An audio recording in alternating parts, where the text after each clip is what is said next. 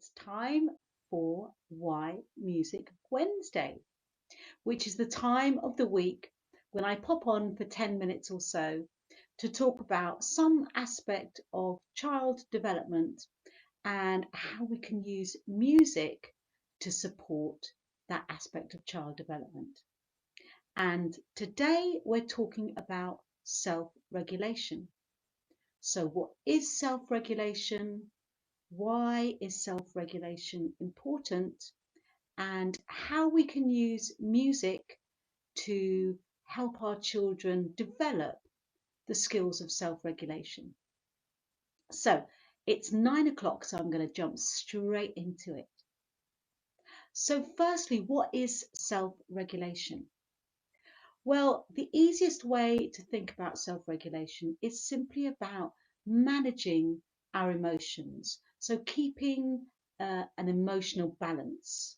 So, not getting too low, not getting too high, not having tantrums, meltdowns, all that kind of thing that is we think of as being very toddlerish, but probably as well as I do that even as adults our self-regulation can sometimes go askew. So it's a great topic for ourselves as adults as well as for children. Why self-regulation is important? Well, self-regulation is a key indicator of healthy development, and it's really important for children for them to manage their social relationships and make friends successfully. For children to be able to learn and develop, they need their self-regulation skills, and simply to go forward as older children, young adults, and adults into life with all the ups and downs, stresses and strains of life. Self-regulation is a really key skill to have to help you just negotiate life and all the challenges it throws at us.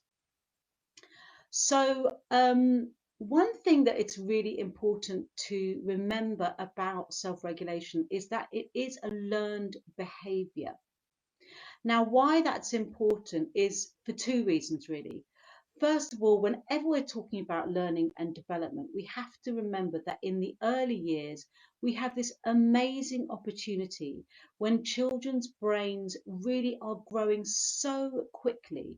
A child's brain grows to 80% of the adult size by the time he or she is 4 years old. So a huge amount of growth occurs between the ages of birth and 4. And this means that we have a huge opportunity at this time to really help our children in their development and learning that's really going to set them up the foundations for the rest of their life. And this applies to self-regulation as it applies to all the other skills that our children need to learn. So the other important thing about self-regulation being a learned behavior is that we do a lot of our learning through observation.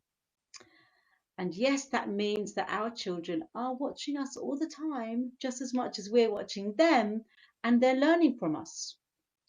So, to give you an example, um, so my mum used to always lose her keys. I don't know why, but she always used to lose her keys, and it was a regular occurrence in our house that mum would be running a little bit late, as we often do for work, and then she couldn't find her keys, and then she would basically have a bit of a meltdown. And this happened, I'm not saying it happened every day, but it happened an awful lot. It happened so much that I actually learnt, without realizing it, that part of being a grown up is A, losing your keys, B, being late for work, and C, having a huge, great meltdown about it.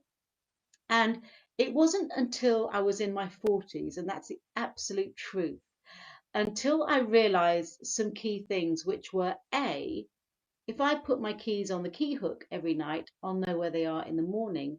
And B, even if I do lose my keys, I don't have to have a meltdown about it. So I had to relearn a pattern of behavior that I had learnt from my mum. Now, I learned loads of really incredible things from my mum, and I thank her every day for mentally for the gifts that she gave me. But this is one example of uh, a behavior that I learned from my mum, and it wasn't the most helpful of behaviors.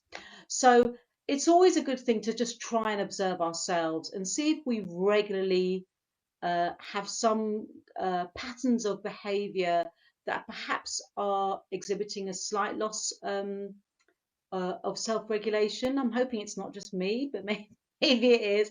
But if you observe that in yourself, then you can change those patterns of behavior. It is a choice now. We can actually change those patterns of behavior. So just have a look and see if there's anything there that you can change, because your child is learning from you, not to put too much pressure on. So the second thing I'd like to say is that learning, yes, it's observation, but it's also we learn through practice. And that's where the music comes in. So there's a few ways that I'd like to suggest that we can use music to help our children practice skills of self-regulation. So if you think about a Boogie Mites class, we pretty much always get the drums out, don't we? And we often play a start-stop game with the drums. So that's when we bang the drums really loudly, and then we say stop, and we ask the children to wait until they get drumming again when we give the signal. Now, when we're doing a very simple game like that, start-stop game, what we're actually doing is we're teaching children to wait. We're teaching them delayed gratification, because you know that your child wants to bang that drum. But we're teaching them to wait. We're teaching them to delay their gratification until the appropriate moment. And the appropriate moment in this case is when we give the signal to bang the drum again. So any kind of start-stop games like that are teaching your child some very, very important self-regulation skills. So that's one way we can use music. Another way we can use music is as a distraction. Now, the amazing thing about music is that it's a whole brain activity. So if we think, for example, about singing a song like Twinkle, Twinkle, Little Star, we're using our fingers, we're visually watching whoever's leading the song, we're using our ears, we're using our brain to decode the language, to think about the tune, so many things going on in our brain. So if you can sense that your child is kind of on the verge, we're not quite having a tantrum, but definitely a little bit antsy, try using a song that involves singing and also movement as well. So it could be Wheels on the Bus, it could be Twinkle Twinkle Little Star, it could be Wind the Bobbin Up, any of those nursery rhymes. It could be Grand Old Duke of York, and you could do some marching. Any of those nursery rhymes that involve singing and movement together can really work to focus your child's brain and to take their brain, the focus of their brain, away from whatever it is that's causing them to lose their emotional balance. So music can be a great way to distract children away from a situation where they may be losing their emotional balance. So that's a second way we can use music. The third way we can use music is uh, through a kind of mindfulness game. Now, again, this is something that I use myself. So I'm lucky enough that I have a garden. And I recognize that when I go into the garden, I tend to have my morning coffee in the garden. That's how lucky I am. So I tend to be able to have the time to go and have my coffee in the garden. I tend to just sit and I can listen uh, to the birds, to the rustling of the leaves in the trees, you know, the breeze, and I feel the breeze as well. And also, I live near a church, so I quite often hear the church bells. So those are the sounds that I have got used to hearing every morning, and I know they have a really, really relaxing and settling effect on me. So now, if I'm at home and I feel like I'm, a little bit stressed or a little bit angry, or in some way losing my emotional balance, I'll go in the garden and I can just sit there and I can allow those sounds to bring me back to a regulated state. So you can practice this with your children as well. So don't wait till they're losing it because it's too late. It's a little game you can play, and it's like the drums. You just play it, hopefully on a daily basis, either in your garden, or if you're not lucky enough to have a garden or an outside space, you can do this same game with maybe a recorded. What's really lovely is a recorded. You can find them on YouTube. Sounds of the forest. So if you just go on YouTube and look up sounds of the forest or sounds of the Amazon, you get some really amazing soundtracks. So just, now and again throughout the day, just go with your child, whether it's outdoors or whether it's listening to a soundtrack indoors, and just sit still. And the game that you're playing is right. See if you can be still for 10 seconds. So tell them that you'll count to 10 in your brain, 10 seconds. And then at the end of the 10 seconds, tell me what you can hear, and I'll tell you what I heard. So you just practice. You're just practicing to see if your child can sit still for 10 seconds. If 10 seconds is too long, 5 seconds. But you'll find that pretty soon children will actually be able to extend that time from 5 seconds, 10 seconds, 15 seconds. Before long, they really will be able to sit still for a minute and just be listening. And then after that minute, then you can start talking about, what did you hear? Was it a loud sound? Was it a quiet sound? What did the sound come from? And you can have a whole conversation about the sounds, which in itself is really great for speech and language.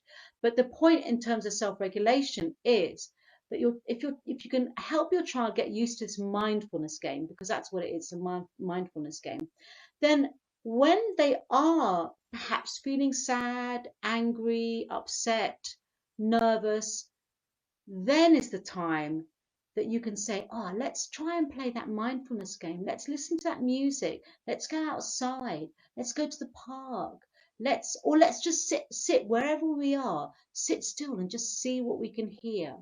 And again, the idea is that you're using the sounds around you, whatever you're listening to distract the mind away from the thing that's causing it, the pain and the anguish that's giving the lack of emotional balance. So using sound to practice mindfulness is a great way. It's a great tool in your toolkit to help children learn to regulate their emotions. And linked to this is my last little tip is about music and moods. So we know that music can really influence our moods. Now, again, I like to talk from my own personal experience, because what we have to remember, especially when we're talking about self-regulation, is this is not just something that is for children to do. It's for all of us to do. You know, I mean, I used to get the most. I don't drive now, but when I did drive, I was the worst with the road rage, and that's me being honest. I was the I was oh, me and road rage was not a good thing. So, but we all have our little things that set us off, right? And so we all, we're all practicing self-regulation all the time. So something that I do is I use music to well, two things really: to boost me if I'm feeling like flat, and to soothe me if I'm feeling really anxious. So I have at the moment, my current piece of music I use to boost me is the disco version of Beethoven's Symphony. And if you watched the show, I think it was on Netflix, called Mrs. America, it was about um, the female, what do you call it, liberation, sort of women's lib in the 1970s. Really great TV show. But they had this disco version of Beethoven's Fifth Symphony as their theme tune, and it's amazing. I can't play it here because if I play it here, they'll just mute it. Google knows that I don't own that piece of music. But what I do is, if I'm kind of feeling like a bit anxious or a bit low or a bit flat, I just put it on and I literally dance like a lunatic in my kitchen.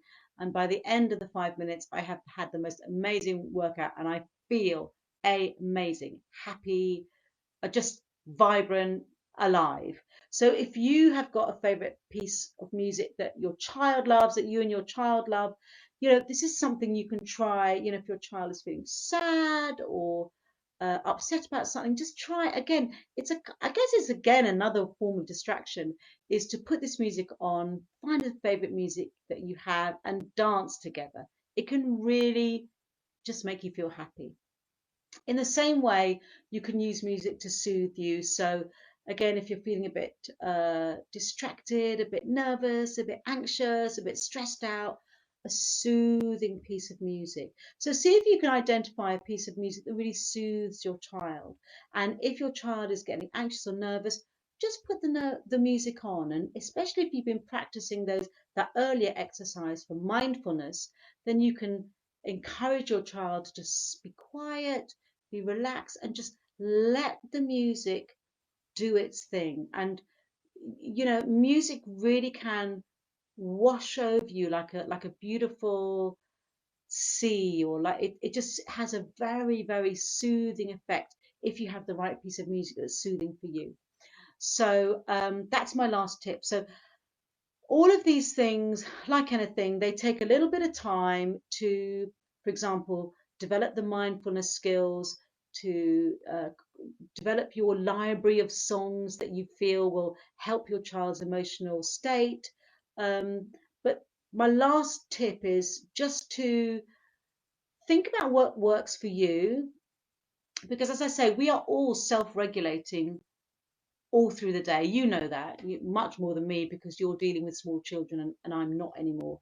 But even me, not dealing with small children, I still need to self-regulate throughout the day. Things happen, life doesn't go according to plan. You're left hanging on the phone trying to get through to your electrical supplier, or whatever it is. Things happen, and your emotional stability gets kind of pushed this way and that. What do you do to maintain your emotional stability? Because it may be going for a walk, it may be cooking something nice, it may be having a bath, whatever it is. Think about the things that you do to keep your emotional stability, because those things might also work for your child. So if you've got some ways that you use to keep yourself on an even keel, then think about sharing them with the child. Think about how you can teach your child those things that work for you. Because if they work for you, they may well work for your child. So that's kind of it about self-regulation. If you've got any comments about self-regulation, pop them in the chat right now. I've got a couple of minutes. I hope that's been helpful. I mean, I personally, my view on self-regulation is yes, it's something it's a gift. It's such a gift we can give to our children if we can help them develop the skills to keep calm and keep happy. That's probably one of the most valuable gifts in life that we can possibly give to our children. So if we can think of all the things that make us happy, and if we can share those with our child, then that's just an amazing gift.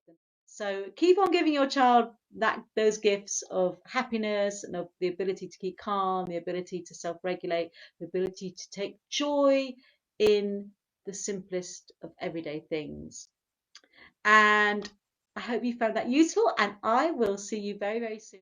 Until then, have a happy, a calm, and a peaceful and enjoyable evening.